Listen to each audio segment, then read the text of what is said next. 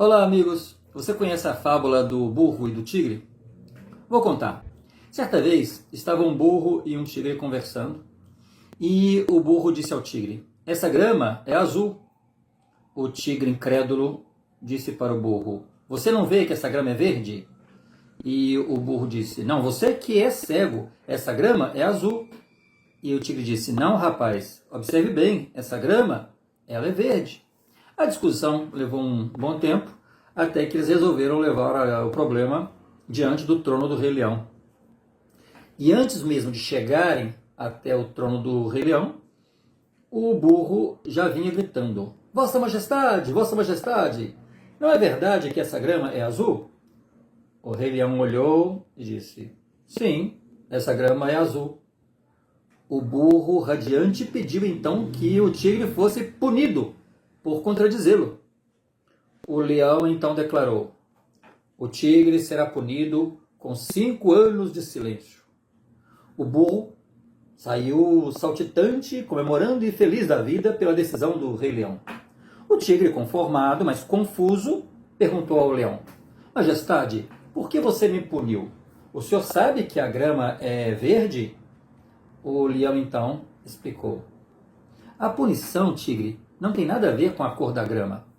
A punição é porque não é possível que uma criatura corajosa e inteligente como você perca tempo discutindo com um burro e, acima de tudo, ainda venha me incomodar com essa pergunta."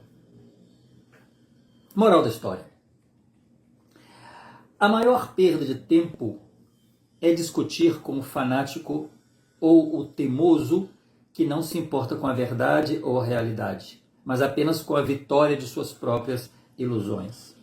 Quando a ignorância grita, a inteligência silencia. Às vezes, a paz vale muito mais do que estar certo. O que eu quero falar hoje é sobre o mapa da realidade.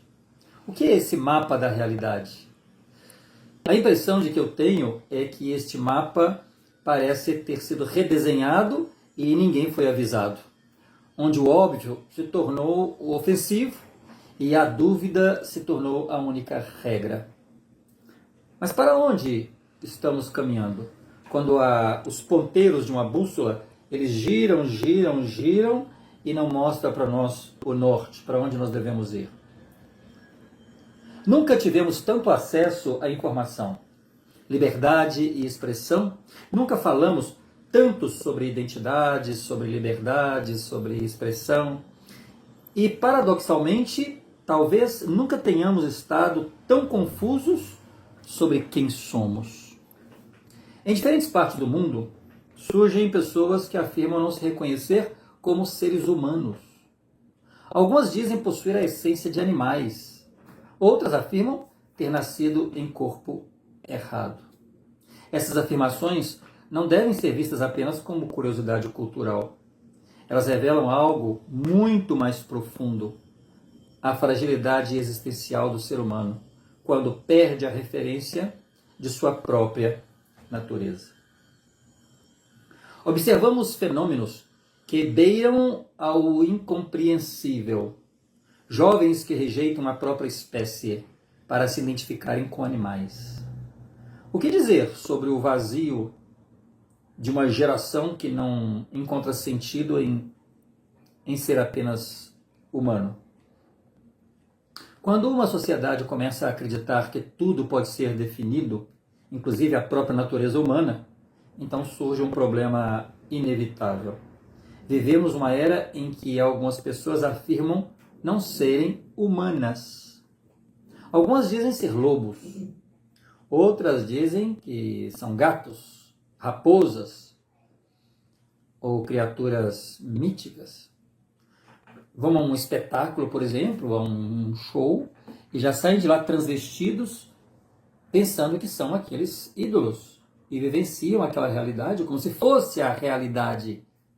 Vivem uma ficção. Essas pessoas que se identificam com animais têm um nome. São conhecidos como Therians ou Oterkin. Pessoas que se identificam espiritualmente ou psicologicamente como animais. Pode parecer estranho, mas este fenômeno revela algo maior do que uma simples prática cultural.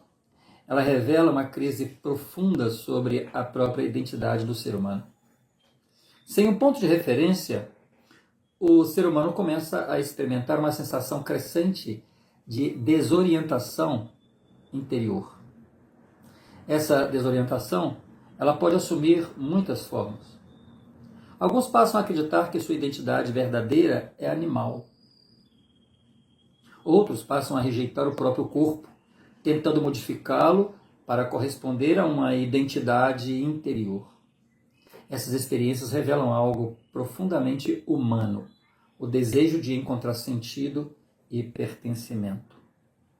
Mas também mostram como o ser humano pode se tornar vulnerável quando perde a compreensão de quem realmente é. Quando a realidade se torna opcional, a sanidade, o equilíbrio físico e mental, torna-se uma escolha impopular. O ser humano sempre buscou compreender a si mesmo. Desde as antigas civilizações, filósofos, cientistas, pensadores refletiam sobre a pergunta essencial: quem sou eu? Durante muito tempo, essa busca estava ligada a uma compreensão de que a vida humana possuía uma origem e um propósito. O homem era visto como parte de uma criação maior. Mas na modernidade surgiu uma mudança profunda. Pouco a pouco, o ser humano ele passou a tentar definir a si mesmo sem qualquer referência externa, como se a própria consciência pudesse criar a realidade. Então muitos passam a desassociar a consciência do físico. Assim, a identidade ela deixou de ser descoberta e passou a ser inventada. Já dizia Provérbios 23, versículo 7. Assim como o homem imagina em sua alma, assim ele é. Ou seja, que seus pensamentos moldam sua realidade e sua identidade. Todo ser humano nasce da união biológica entre um homem e uma mulher. Em outras palavras, todo ser humano surge da fecundação de um óvulo feminino por um espermatozoide masculino. A mulher, símbolo de vida e particularidades biológicas únicas, hoje assiste a uma reescrita da própria história. Pode alguém que não viveu o ciclo biológico feminino, as dores e as glórias da natureza da mulher, representar sua essência plena? Ou estamos apenas substituindo o original por uma narrativa? Ao adjetivar o óbvio, não estaríamos, na verdade, recriando ou, melhor ainda, diluindo o significado? Se tudo pode ser mulher, a palavra mulher ainda significa alguma coisa? Ou estamos presenciando o apagamento silencioso de quem por milênios foi o pilar da humanidade, a mulher? A história mostra que as ideias moldam profundamente a forma como as pessoas interpretam a si mesmas.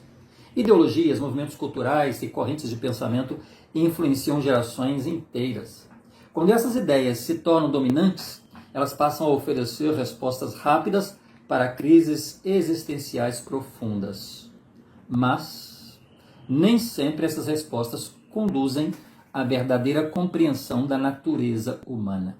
Às vezes elas apenas reorganizam a confusão em novas formas de identidade.